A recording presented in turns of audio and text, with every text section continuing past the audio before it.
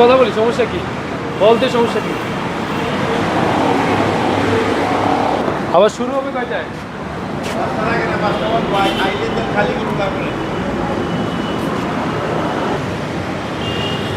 রাজধানীর Ramna petrol pump, এখানে প্রায় 2 থেকে 3 ঘন্টা যাবত তেল নেই, পাম্প পুরো বন্ধ রয়েছে। এবং আমরা এখানে পাম্পের যারা কর্তব্যরত যারা রয়েছে দায়িত্বরত তাদের সাথে কথা বলার চেষ্টা করছি, তারা কোনোভাবেই কথা বলছে না। এবং যেটি জানতে পেরেছি সেটি হচ্ছে যে তেল সংকটের কারণে, পাম্পে তেল না থাকার কারণে তারা কাউকে তেল দিচ্ছে না। এবং তারা যেটি বলছে বিকেল নাগাদ তাদের তেলের গাড়ি আসবে, তখন তেলের সরবরাহ করবে, এমনটি কিন্তু তারা জানাচ্ছেন।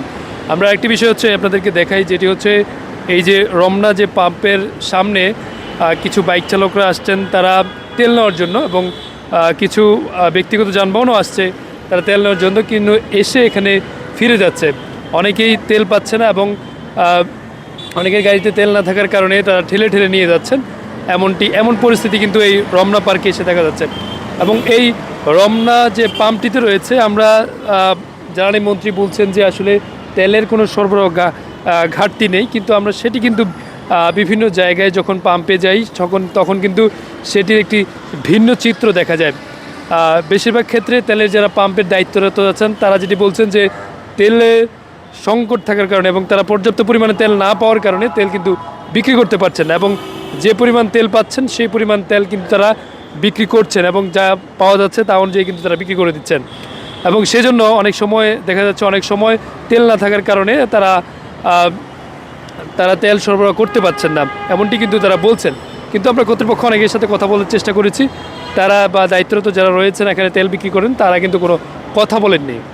তেলের জন্য দাঁড়িয়েছে, ভাই তেলের জন্য তো দাঁড়াইছি ভাই 10-15 মিনিট হয়েছে, বাট এখানে তো তেলই দিতেছে না।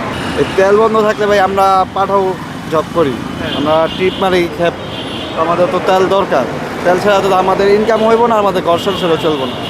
এখানে কী করুন বলেন, সব জায়গায় বলে তেল আসতেছে, তো আপনার তো কোনো পাম্পে, সব পাম্পে যেতেছি বলে তেল নাই, যে পাম্পে যেতেছি তেল নেই, এখানে কী করা?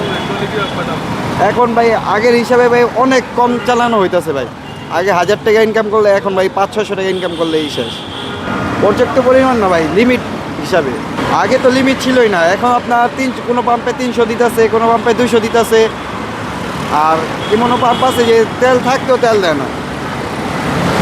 যেমন কদমতলি একটা পাম্প আছে না, তানাকা পাম্প, এই পাম্পে গেলে আপনার তেল যদি থাকেও ওদের টাইম মতন তেল দিব না, তেল দেওয়া পর্যন্ত এই যে বসে থাকতে হবে এখানে, 2 ঘন্টা লাগুক 2.5 ঘন্টা লাগুক যা লাগুক এখানে বসতে হবে, কিছু করার নেই।